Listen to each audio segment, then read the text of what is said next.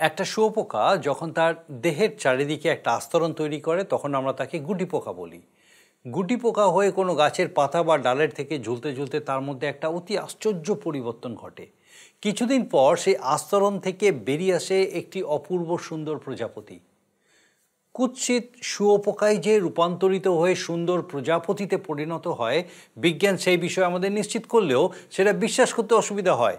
এই রূপান্তর তো আমরা প্রকৃতিতে আমাদের জীবন দশাতেই দেখতে পাই, কিন্তু এমন রূপান্তর কি একদিন আমাদেরও হবে যা আমরা চাক্ষুষ না দেখলেও তার প্রত্যাশা করতে পারি?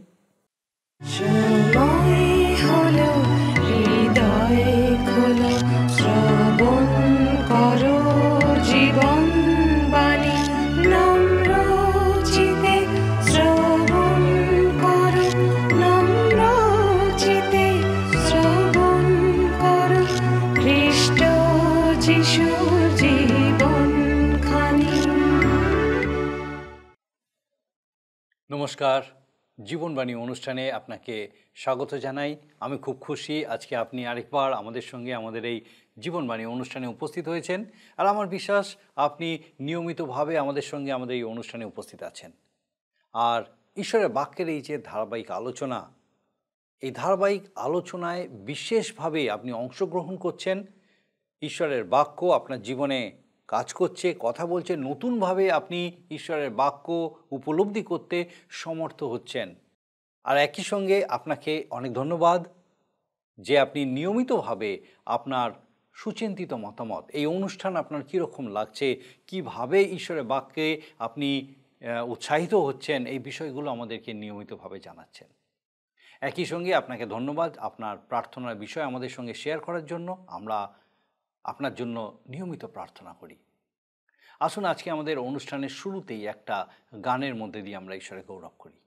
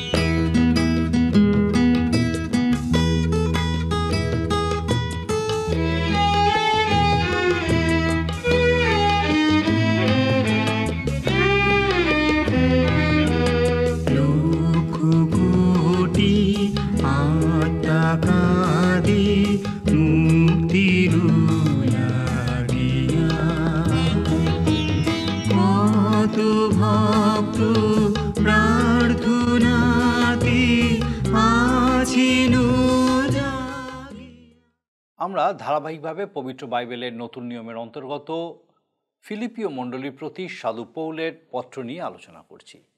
বিগত কয়েকটি পর্বে আমরা সাধু পৌলের খ্রিস্টীয় জীবন সম্বন্ধে তার বক্তব্য নিয়ে আলোচনা করেছি।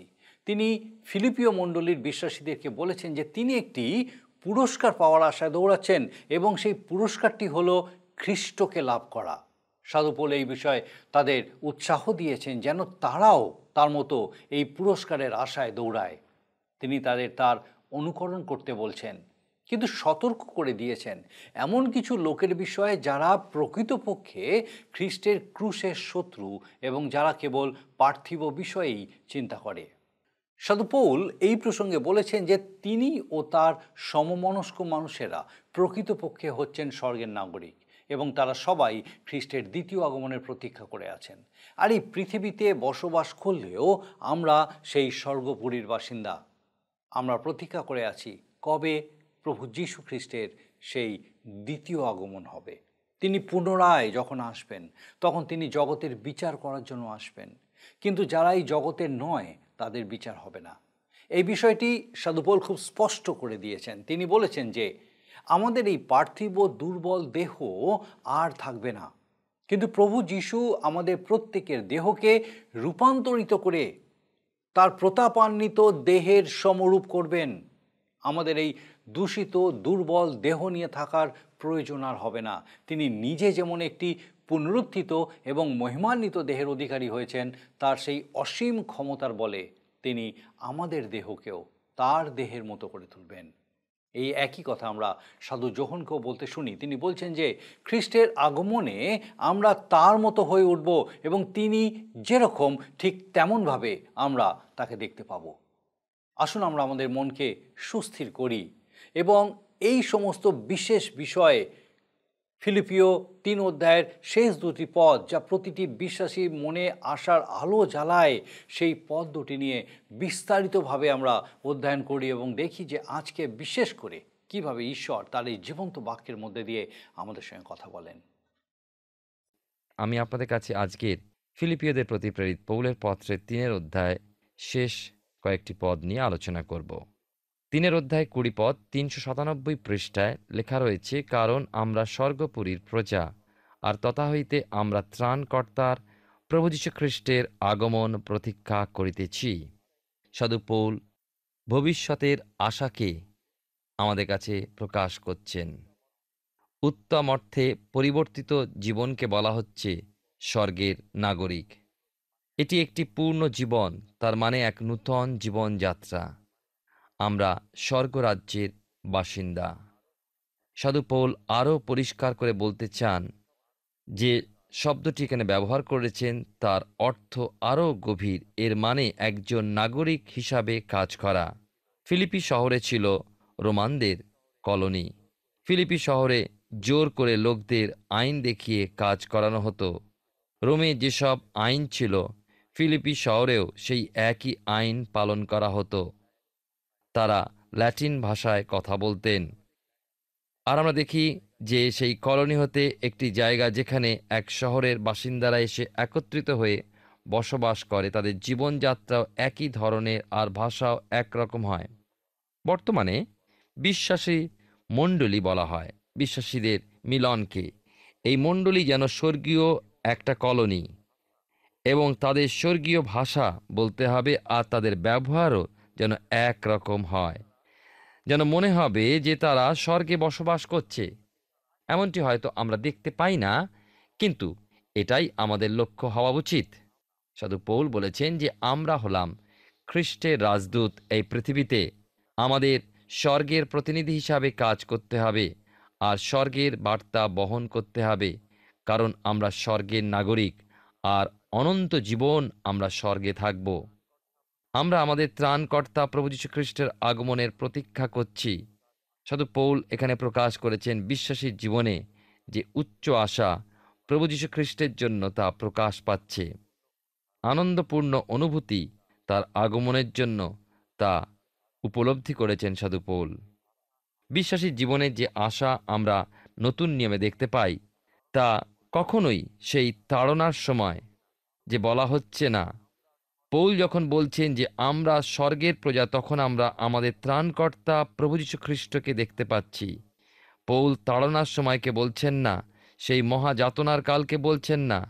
মণ্ডলীকে বিচার থেকে রেহাই দেওয়া হবে, সেই তাড়না থেকে রেহাই দেওয়া হবে। বিশ্বাসী কখনো সেই তাড়না দুঃখের মধ্যে যাবে না। যেমন করে নোহকে ঈশ্বর রক্ষা করেছিলেন জলপ্লাবনের সময়, একটা বড় জাহাজের মধ্যে তিনি রক্ষা করেছিলেন, আর হনককে জগৎ থেকে তিনি তুলে নিয়েছিলেন। মৃত্যু তাকে স্পর্শ করতে পারেনি।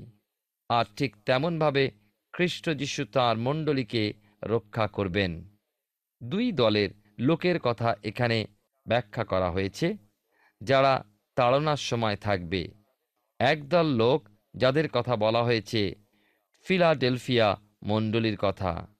প্রকাশিত বাক্য তার ৩ অধ্যায় ১০ পদে লেখা আছে, তুমি আমার ধৈর্যের কথা রক্ষা করিয়াছ, এই কারণ আমিও তোমাকে সেই পরীক্ষাকাল হইতে রক্ষা করি, যা পৃথিবী নিবাসীদের পরীক্ষা করিবার জন্য সমস্ত জগতে উপস্থিত হইবে। এবার দেখি আর এক দল লোক যাদেরকে সেই তাড়নার মধ্যে দিয়ে যেতে হবে, এক বৃহৎ দল যাদের সংখ্যা 144 লক্ষ। তারা ঈশ্বরের দ্বারা মুদ্রাঙ্কিত হবেন। বাইবেল আমরা দেখতে পাই অনেকবার সাবধান বাণী দেওয়া হয়েছে যে তাড়নার সময়, সেই মহাযাতনার সময় আমরা যেন নিজেদের জীবনকে ঠিকমতো রক্ষা করি, সৎ পথে চলি, আর আমরা যেন ঈশ্বরে বাধ্য হয়ে তাঁর কথা মতো কাজ করি। আমার ধারণা যে অনন্ত জীবনে থাকাকালীন আমাদের প্রত্যেকের কিছু না কিছু কাজ বা দায়িত্ব পালন করতে হবে। তবে বাইবেলে এই ধরনের কথা আমরা পাই না। তবে মণ্ডলীর এক উজ্জ্বল আর গৌরবান্বিত আশা আছে ভবিষ্যৎ জীবনের জন্য। শাস্ত্রে আমরা জানতে পারি না যে কখন যিশুর দ্বিতীয় আগমন হবে, আর মণ্ডলী চোখের পলকে ঊর্ধ্বে নিত হবে। সাধু পৌল ভেবেছিলেন যে তাঁর পৃথিবীতে থাকাকালীন যিশুর দ্বিতীয় আগমন হবে, তাই তিনি অত সুন্দর করে উপলব্ধি করে লিখতে পেরেছেন। তিনি খুব সুন্দর করে প্রকাশ করেছেন যে আমরা স্বর্গের নাগরিক, তাই আমাদের তাড়নার মধ্যে দিয়ে যেতে হবে না। তাই আমরা যিশুর দ্বিতীয় আগমনের জন্য প্রস্তুত থাকি আর তার জন্য প্রতীক্ষা করি। ফিলিপিও তার 3 অধ্যায় 21 পদে লেখা আছে, তিনি আমাদের দীনতার দেহকে রূপান্তর করিয়া নিজ প্রতাপের দেহের সমরূপ করিবেন, যে কার্যসাধক শক্তিতে তিনি সকলই আপনার বশীভূত করিতে পারেন, তাহারই গুণে করিবেন। বড় সুন্দর এই পদটি, তাই নয় কি? আমরা দেখি যে এই পদে লেখা আছে, আমাদের দীনতার দেহকে আমরা ঈশ্বরের দৃষ্টিতে দীনহীন, নগণ্য, জঘন্য, কিন্তু আমাদের তাঁর রক্ত দ্বারা ধৌত করে তিনি আমাদের পাপ স্বীকারের পর আমাদের সকলকে তিনি যোগ্য করেছেন। আর হীন মনে করেননি, কিন্তু প্রতাপের দেহের সমরূপ করলেন। আমরা কোথায় ছিলাম, কিন্তু এখন কোথায় এলাম? আমাদের এই পৃথিবীস্থ দেহ তিনি রূপান্তরিত করে দেবেন। আমাদের নিজস্ব কোনো ক্ষমতা নেই যে কোনো কিছুর সাহায্য ছাড়া আমরা মহাশূন্যে যাব। আমাদের দেহ পার্থিব। আমরা কোনো মতেই প্রতাপান্বিত দেহে তার সমরূপ হতে পারি না।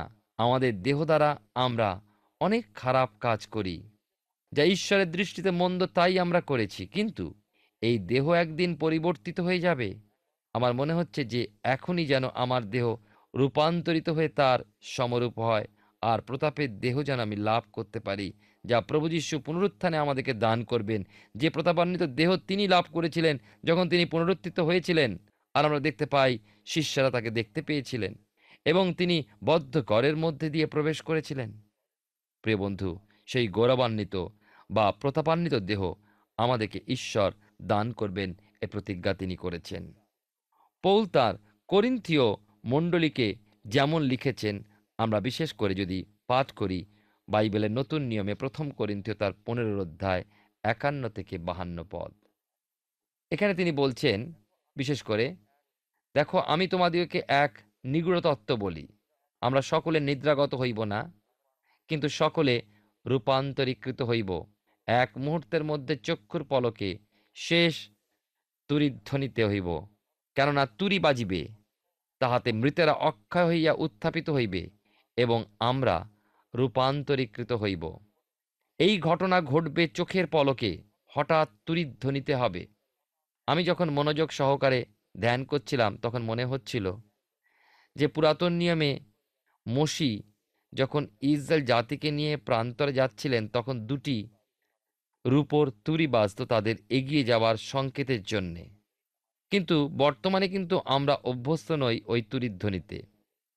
বাইবেলের নতুন নিয়মে 1 তেসলোনিকে 4 অধ্যায় 16 পদে লেখা আছে, কারণ প্রভু স্বয়ং আনন্দধ্বনি সহ, প্রধান দূতের রব সহ এবং ঈশ্বরের তুরিবাদ্য সহ স্বর্গ হইতে নামিয়া আসিবেন, আর যাহারা খ্রিস্টে মরিয়াছে তাহারা প্রথমে উঠিবে। লক্ষ্য করুন যে এটি সেই ঈশ্বরের তুরিবাদ্য। যদি গাব্রিয়েল দূতের নিজস্ব কোনো তুরি থাকে, সেটা বাজবে না কি যিশু নিজেই চিৎকার করে ডাকবেন, পৃথিবী ও স্বর্গের সকলেই তা একসঙ্গে শুনতে পারবে। ঠিক যেমন করে যোহন বাপ্তায়ক যীশুখ্রিস্টের বার্তা বহন করে নিয়ে বলেছিলেন। প্রকাশিত বাক্য 1 অধ্যায় 10 পদে লেখা আছে, আমি প্রভুর দিনে আত্মাবিষ্ট হইলাম এবং আমার পশ্চাৎ তুরিধ্বনিবৎ এক মহা রব শুনিলাম। আর যোহন যখন পিছনে ফিরে তাকালেন যে কার রব, তিনি দেখতে পেলেন প্রতাপান্বিত খ্রিস্টকে। আজ প্রভুর রব আমরা শুনতে পাই। প্রকাশিত বাক্য তার ৩ অধ্যায় ২০ পদে লেখা আছে, দেখো, আমি দ্বারে দাঁড়াইয়া আছি ও আঘাত করিতেছি। কেহ যদি আমার রব শুনে ও দ্বার খুলিয়া দেয়, তবে আমি তাহার কাছে প্রবেশ করিব ও তাহার সহিত ভোজন করিব। নৈশ ভোজে তাঁর সঙ্গে আমাদের নিমন্ত্রণ। শেষ তাড়নার কাল আসছে, সেই দুঃখভোগের কাল আসছে, তার আগে আমাদের কাছে তার নিমন্ত্রণ। আমি দাঁড়ে দাঁড়িয়ে আছি, আঘাত করছি। তুমি যদি আমার রব শোনো, তোমার হৃদয় দরজা খুলে দাও, আমি তোমার সাথে ভোজন পান করব, তোমার সঙ্গে সহভাগিতা লাভ করব। যখন আপনার কোনো প্রিয়জন গৃহেতে আসে, আপনার সঙ্গে আহার করে, আপনি কি আনন্দিত হন না? প্রিয় ভাই ও বোন, আমাদের সব থেকে প্রিয়, আমাদের সব থেকে সুন্দর, যিনি সব থেকে মহান, সেই প্রভু যীশু খ্রিস্ট আমার আপনার সঙ্গে সেই নিগুড় সম্পর্কে আবদ্ধ হয়ে আমাদের জীবনে তার আশীর্বাদ বর্ষণ করার জন্য তিনি হৃদয় দ্বারে প্রতিদিন প্রতি মুহূর্তে তার বাক্যের মধ্যে দিয়ে আঘাত করছেন। বিশ্বাসে আমরা যারা এগিয়ে যাব, তারাই শুধুমাত্র সেই দুয়ার খোলা থাকতে থাকতেই তাঁর ডাকে সাড়া দিয়ে এগিয়ে যাব, আর তিনি আমাদের জীবনে তার আশীর্বাদ দান করবেন। যারা যিশুকে গ্রহণ করবে, তাদের তাড়নার সময় কোনো কষ্ট করতে হবে না। অনেক জ্ঞানী গুণী পণ্ডিত ব্যক্তি, যারা ইতিহাস, দর্শনশাস্ত্র, মনোবিজ্ঞান ইত্যাদি বিদ্যা অর্জন করেছেন, তারা যিশুর কথা সহজ সরলভাবে বিশ্বাস করতে পারেন না। আবার যারা ঈশ্বরের বাক্য মনোযোগ সহকারে পড়েন না, ঈশ্বরতত্ত্ব কিন্তু সহজ সরলভাবে শিশুর মতো মন দিয়ে বিশ্বাস করলে ঈশ্বরের বাক্য, আমরা বিশ্বাসীরা বা মণ্ডলী তুরিধ্বনিতে যিশুর সঙ্গে মিলিত হব, যিনি আমাদের পার্থিব দেহকে রূপান্তরিত করতে পারেন। বাইবেলের নতুন নিয়মে ১ম যোহন তার ৩ অধ্যায় ২ পদে লেখা আছে, প্রিয়তমেরা, এখন আমরা ঈশ্বরের সন্তান, এবং কি হইব তাহা এ পর্যন্ত প্রকাশিত হয় নাই। আমরা জানি তিনি যখন প্রকাশিত হইবেন, তখন আমরা তাহার সমরূপ হইব, কারণ তিনি যেমন আছেন তাহাকে তেমনি দেখিতে পাইব। প্রিয় ভাই ও বোন, প্রিয় শ্রোতা বন্ধু, আপনি ভাবছেন এ কেমন করে সম্ভব? এ সম্ভব কেননা সাধু পৌল ১ম করিন্থীয় তার ১৫ অধ্যায় সেই উদাহরণ দিয়েছেন যে প্রত্যেকটি ভিন্ন ভিন্ন দেহ রয়েছে। মাছের একরকম দেহ, জন্তুর একরকম দেহ, মানুষের একরকম দেহ। ঠিক তেমনিভাবে পুনরুত্থানের পর সেই গৌরবময় প্রতাপান্বিত দেহ আর একরকম। আর আমরা জানি যে বীজ মাটিতে পড়লে সেই বীজ মরে যায়, শেষ হয়ে যায়, কিন্তু সেই বীজ থেকে নতুন চারা গাছ বেরিয়ে নতুন ফুল ও ফল হয়। খ্রিস্ট বিশ্বাসী যে যিশুকে বিশ্বাস করেছে, তার রক্ত দ্বারা ধৌত হয়েছে, তার জীবন ঈশ্বরের সঙ্গে যুক্ত হয়েছে, এই পৃথিবীতে জীবন শেষে তার মৃত্যুতে সে যখন কবরে শায়িত হয়, তখন তার দেহ যদিও বা মাটিতে বিলীন হয়ে যায়, কিন্তু পুনরুত্থানে সেই দিনে প্রভু যীশুর দ্বিতীয় আগমনে কবর খুলে যাবে এবং ঈশ্বর আমাদেরকে নতুন আত্মিক দেহ দান করবেন এবং সেই দেহ খ্রিস্টের সঙ্গে মিলিত হবে। সেইটি হবে এক মহান আনন্দের দিন। সেই কথাই যোহন তার পত্রে, প্রথম পত্রে ৩ অধ্যায় ২ পদে বলেছেন, এখন আমরা ঈশ্বরের সন্তান, এবং কি হইব তাহা এ পর্যন্ত প্রকাশিত হয় নাই। আমরা জানি তিনি যখন প্রকাশিত হবেন, তখন আমরা তাঁর সমরূপ হব, সেই স্বর্গীয় দেহ আমরা লাভ করব, কারণ তাঁর সঙ্গে মিলিত হতে গেলে সেই স্বর্গীয় দেহের প্রয়োজন। আমাদের সঙ্গে মিলিত হবার জন্য, আমাদের মতো হবার জন্য ঈশ্বর মানব দেহ ধারণ করেছিলেন, আর আমরা যখন তাঁর সঙ্গে মিলিত হব, তাঁর সঙ্গে বাস করব, তখন আমরা সেই স্বর্গীয় দেহ তিনি আমাদেরকে দান করবেন। প্রিয় বন্ধু, খ্রিস্ট যীশু যখন প্রকাশিত হবেন, তখন আমরাও তাঁর সমরূপ হব। তাই তাঁর দ্বিতীয় আগমনের জন্য আমরা সর্বদাই প্রস্তুত থাকি। মণ্ডলীকে জেগে থাকতে হবে, বিশ্বাসীকে জেগে থাকতে হবে, আর অধীর আগ্রহে অপেক্ষা করতে হবে। এই জেগে থাকা মানে কি? জেগে থাকা মানে হচ্ছে খ্রিস্টীয় জীবনে তার বাক্য পাঠ, ধ্যানে, সহভাগিতায়, তাঁর সাক্ষ্যদানে, তাঁর কার্যে আমরা সর্বদা যেন উপচিয়া পড়ি। আমরা যখন পিছিয়ে পড়ি, নিরাশ হতাশ জীবনযাপন করি, খ্রিস্টবিহীন জীবনযাপন করি, আরাধনা উপাসনায় যখন যোগ না দিই, বাইবেল পাঠ প্রার্থনা আমাদের ব্যক্তিগত জীবনে যখন না থাকে, তখন আমরা ঘুমিয়ে পড়ি। তাই আসুন, ঈশ্বরের বাক্য আমরা যখন শুনছি, ঈশ্বরের বাক্য যখন আমাদেরকে চেতনা দান করে, সাধু পৌল ফিলিপিও মণ্ডলীর উদ্দেশ্যে বলছেন, আমরা স্বর্গপুরীর প্রজা। যদিও আমরা এই পৃথিবীতে বাস করছি, এই বাস আমাদের নিমেষকালের মধ্যে, কিন্তু আমরা চিরকাল, অনন্তকাল যাপন করব সেই স্বর্গে, যেখানে ঈশ্বর হবেন আমাদের রাজা, আমরা হব তার প্রজা। তাই আমরা আজ এখানে বসেও সেই ত্রাণকর্তা প্রভু যীশু খ্রিস্টের দ্বিতীয় আগমনের প্রতীক্ষায় রয়েছি, যে প্রতীক্ষা আমাদের জীবনে আশীর্বাদ এবং আনন্দের। এই প্রতীক্ষার অর্থ হচ্ছে প্রস্তুতি। প্রস্তুতি বিনা প্রতীক্ষা তো হতে পারে না। তাই আসুন, আমাদের জীবনে যেন প্রতীক্ষার সাথে প্রস্তুতি থাকতে পারে। আর লেখা আছে তাই ২১ পদে, তিনি আমাদের দীনতার দেহকে রূপান্তর করিয়া নিজ প্রতাপের দেহের সমরূপ করিবেন। যদিও বা আমরা নিঃস্ব শূন্য, অসহায়, কিন্তু তিনি আমাদের এই দীনতার দেহকে রূপান্তর করে কার্যসাধক শক্তিতে তিনি সকলই আপনার বশীভূত করিবেন। আর তিনি করতে পারেন, তার গুণে করবেন, কারণ তিনি প্রথম পুনরুত্থান। তিনি মৃত্যুকে জয় করে উঠে প্রমাণ করেছেন যে প্রত্যেক মানুষের, যারা যিশুতে বিশ্বাস করে, তার রক্ত দ্বারা ধৌত হয়ে তার সন্তান সন্ততি হয়েছে, ঈশ্বরের সঙ্গে যুক্ত হয়েছে, সেই ব্যক্তিরও সেই পুনরুত্থান লাভ হবে।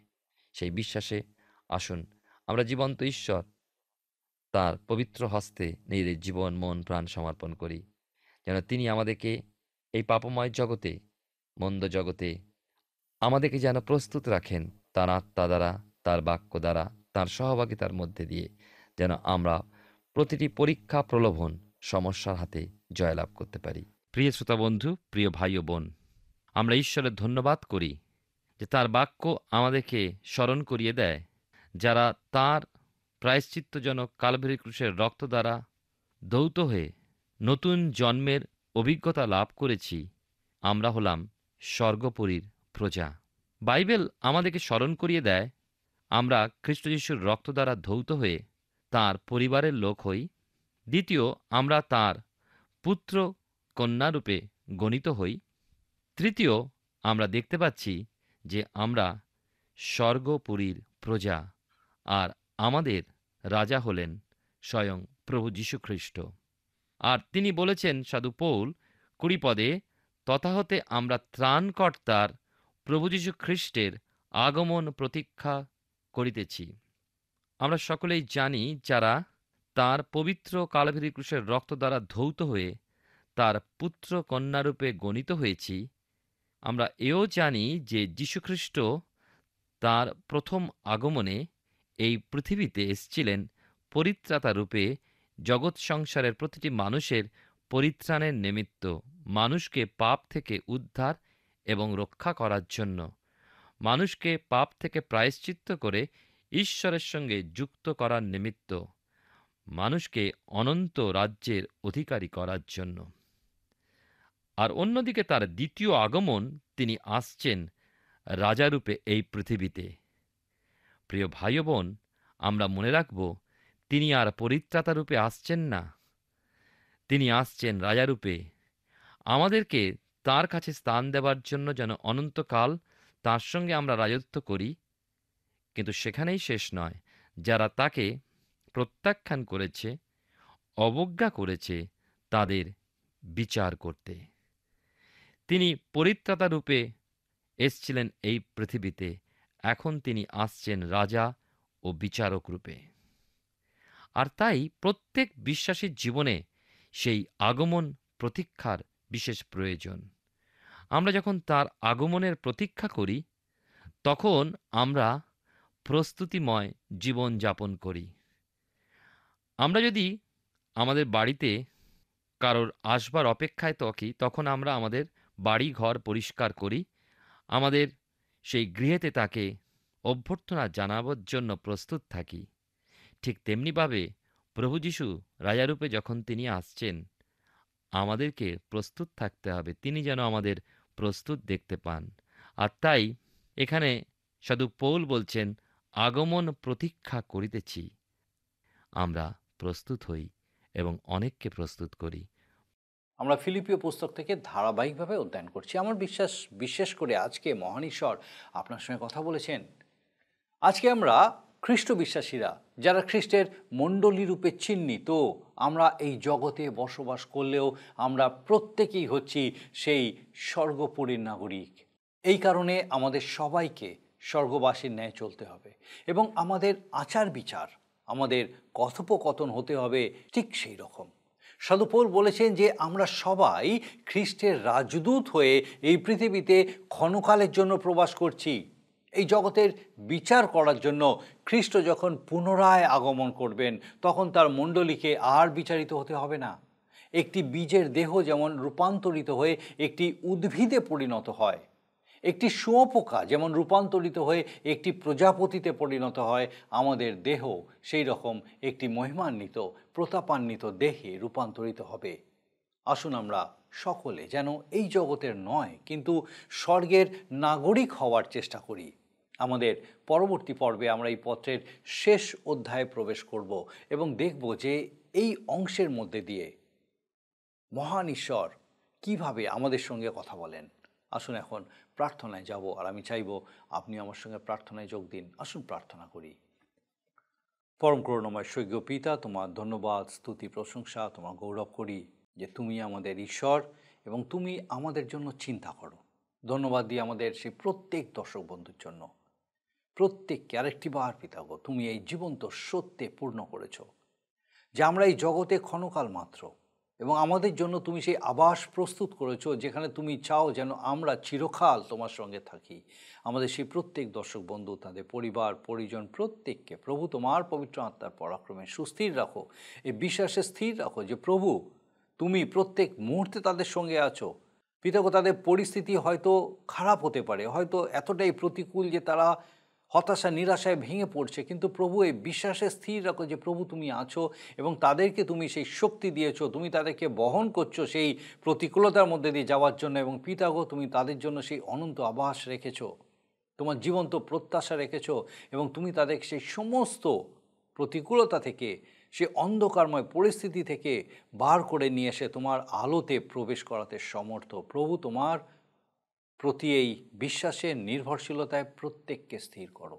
আমাদের প্রত্যেক দর্শক বন্ধু, তাদের পরিবার পরিজন প্রত্যেককে প্রভু তোমার পবিত্র আত্মার পরাক্রমে তোমাতে এইভাবে আরও বেড়ে উঠতে সাহায্য করো, তোমার দিকে দৃষ্টি স্থির রাখতে সাহায্য করো, যেন প্রভু প্রত্যেক মুহূর্তে প্রত্যেকে পিতাগো তোমার মহা অনুগ্রহে পূর্ণ হয়ে চলতে পারে। আরেকটি বার আমরা আমাদের প্রত্যেককে, বিশেষ করে আমাদের প্রত্যেক দর্শক বন্ধু, তাদের পরিবার পরিজন প্রত্যেককে তোমার চরণে সমর্পণ করে ধন্যবাদের সঙ্গে প্রার্থনা তোমার যিশু নামে চাই, আমেন। ঈশ্বর ধন্যবাদ করি, তিনি আমাদেরকে তার জীবন্ত বাক্য দিয়েছেন যেন আমরা বিশেষভাবে আমাদের জন্য তার ইচ্ছা, তার উদ্দেশ্য উপলব্ধি করতে সমর্থ হই। তিনি নিজেকে তার এই জীবন্ত বাক্যের মধ্যে দিয়ে প্রকাশ করছেন। আমার বিশ্বাস আগামী দিনেও এইভাবে আপনি আমাদের সঙ্গে এই জীবনবাণী অনুষ্ঠানে অবশ্যই উপস্থিত থাকবেন, যখন এইভাবে ঈশ্বরের বাক্য আমাদেরকে উৎসাহিত উজ্জীবিত করবে। ঈশ্বর আপনার মঙ্গল করুন। প্রিয় বন্ধু, আসুন আমরা আজকের প্রশ্ন উত্তরে আসি। গত সপ্তাহের প্রশ্নের উত্তর অপশন ডি, 1 নয়। আজকের প্রশ্ন, পৌলের সময় ফিলিপির লোকেরা কোন ভাষায় কথা বলতেন?